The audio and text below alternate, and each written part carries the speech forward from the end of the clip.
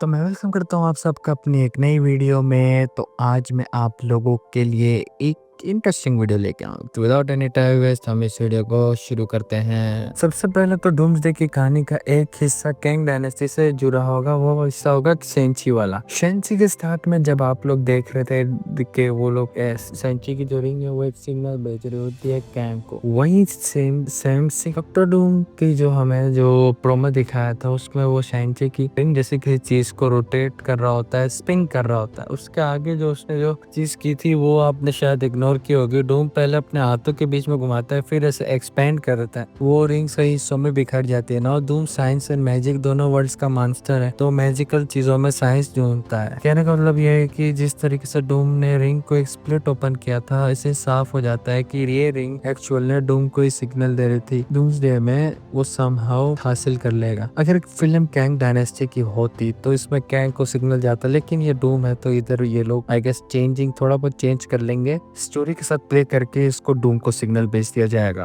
और डूम इस चीज को रिसर्च करेगा और पावर्स को अंडरस्टैंड करने की कोशिश करेगा। और जो रिंग स्प्लिट होते ही वो एक जायरोस्कोप में बदल गई। अब जायरोस्कोप एक ऐसा डिवाइस होता है जो नेविगेशन के लिए यूज किया जाता है। सेंची की रिंग्स का स्प्लिट होकर एक जायरोस्कोप में बदलना एक अपने आप में बहुत सारी नई पॉसिबिलिटीज को ओपन करता है। बट मे बी डूम इसका यूज डिफरेंट यूनिवर्सेस में नेगेवेट करने के लिए, डिफरेंट टाइमलाइंस में नेगेवेट करने के लिए करेगा। But ultimately one thing that is sure के इन रिंग्स का साथ ही साथ सेंची का इन दोनों मूवीज में एक बहुत बड़ा रोल हो सकता है। एवेंजर्स गैंग डायनेस्टी की जो सपोर्टली लीड स्क्रिप्ट थी उसमें बताया गया था कि मिस मार्वल के नेगा बैंस और सेंची की 10 रिंग्स, दोनों 10 रिंग्स को मिलाया जाए तो इसकी इनकी पावर से रियलिटी को मैनिपुलेट भी किया जा सकता है। वो रिंग्स और बैग्स को मिलाने वाला था कैंग, मतलब पुरानी स्टोरी के लिए। आई थिंक डॉक्टर डूम भी अब यही करेगा क्योंकि जाहिर सी बात स्क्रिप्ट तो चेंज हो गई है। मे बी डूम फ्रैंकलिन और रिंग्स की पावर को मिला के बैटल वर्ल्ड भी बना सकता है ना। एक और तगड़ी रीड लाइट शो के एंड में वो यूनिवर्सेस दिखाए गए थे जो रूम टारगेट कर रहे। सबसे पहले था मेन 616 यूनिवर्स जिसमें एवेंजर्स का लोगो था, उसके बाद फैंटास्टिक फोर, देन एक्समैन का लोगो। इन्हीं के बीच में एक और पिक दिखी थी जिसमें उसमें मेन पिक थी ब्लैक पैंथर की। इसमें कोई डाउट नहीं है कि ये वाला ब्लैक पैंथर है, ये असली मर्द है, फ्यूरी नहीं है, क्योंकि ये बैड एस और मस्कुलर लग रहा था और इसने हमारे ओजी जो सिल्वर नेकलेस था ब्लैक पैंथर का वो भी पहना हुआ था। ये फ्यूरी नहीं है। लाइक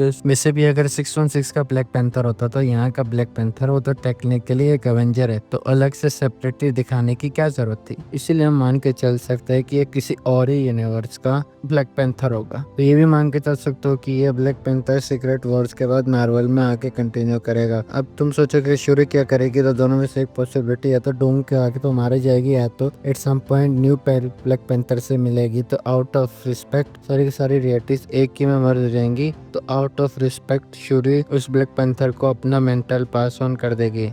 और बाय द वे ये जो इमेज हमें दिखाई गई थी इसमें डूम के चेस्ट पर 2 प्लेट्स हैं, उन अननोन सिंबल्स थे। अब आई नो काफी लोग बात कर चुके थे, इसके कुछ और पॉसिबिलिटीज भी हो सकती है। जनरली कॉमिक्स में तो पहले वाली फैंटास्टिक फोर मूवीज में जो डॉक्टर डूम हमें देखने को मिला है उनके सूट्स में ये प्लेट्स तो थी पर उनमें कोई सिंबल नहीं था। ये जो डिजाइन लीक हुआ है, जो सिंबल है, ये क्या दिखाते हैं? ये एक सिंबल तो थॉर का मीनियर है, एक क्या नाम है कैप्टन मार्वल का स्टार है। इसका मतलब ये हो सकता है कि आरडीजी का डॉक्टर डूम इन एवेंजर्स को खत्म कर चुका है, इसीलिए उसने एक साइन के तौर पे इनके लोगोस को अपने उसमें कर चुका है। एंटमैन क्वांटमैनिया में जब कैंग पहली बार एंटमैन से मिला था तो उसने क्या कहा था? तो कैंग ने कहा था कि क्या तुम एवेंजर हो, क्या तुम पहले कभी मारा है, क्या तुम हैमर वाले एवेंजर हो। साफ है कि कैंग ऑलरेडी दूसरे किसी यूनिवर्स के थॉर को, दूसरे बहुत सारे एवेंजर्स को ऑलरेडी मार चुका है, इतने की उसे याद भी नहीं है कि कौन कौन से एवेंजर्स उसके हाथों में रहे। तो हो सकता है डूम भी एक्सलेटी यही कर रहा हो। अगर जा रहा है तो वहाँ पे मनमानी कर रहा है तो उन यूनिवर्सेस के प्रोटेक्टर से भी सामना हुआ होगा, वहाँ के हीरो से भी सामना हुआ होगा। जब उससे किसी यूनिवर्स की कैप्टन मार्वल मिली होगी किसी दूसरे यूनिवर्स की, तो उसे मार दिया होगा और उसके लोगों को एज अ बैच कैरी कर रहा होगा।